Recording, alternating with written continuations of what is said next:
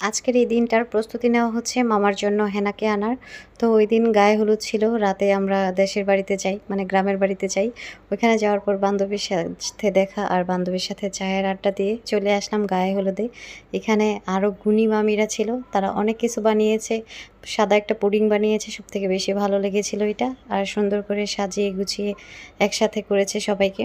তো যাই হোক, এখানে মেহেদি দেওয়ার জন্য অপেক্ষা করছিলাম।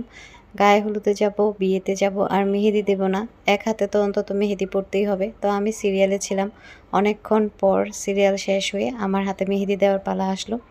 তো আমার এখানে খালাতো বোন হাতে মেহেদি দিয়ে দিচ্ছিল, সে আবার প্রফেশনাল মেহেদি আর্টিস্ট। যাই হোক, মানে এলাকার যত বাচ্চা কাচ্চা আছে সবাইকে সুন্দর করে মেহেদি দিয়ে দেয়, বড়োদেরকেও দেয়। তো আমাকেও সে মেহেদি দিয়ে দিচ্ছিল, অনেক সুন্দরই হয়েছিল। আর মোটা মোটা হাতের মধ্যে মেহেদি দিতে পারলে আরও বেশি সুন্দর লাগে। যাই হোক, আমিও মেহেদি দিতে পারি, কিন্তু আমার মেহেদি দেওয়া এত বেশি সুন্দর হয় না। তো ওদের মেহেদি দেওয়াটা অনেক বেশি সুন্দর হয়েছিল। আর অনেক মানুষ থাকায় অনেক মানুষকে মেহেদি দিয়ে দিয়েছে, তাই শর্টকাটে আমাদের মেহেদি দিয়ে দিল। তারপর আমরা বসে গ্রামের শয়লা শুনলাম, বিয়ের রাতে যে গান গাওয়া হয় আর কি।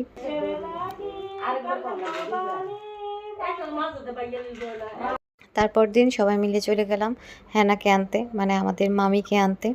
তো মামির বাড়ি যেতে খুব বেশি দূরে না, অনেক তাড়াতাড়ি মামির বাড়িতে পৌঁছে গেলাম। ওখানে খাওয়া দাওয়া শেষ করে আমরা মামিকে নিয়ে চলে আসলাম।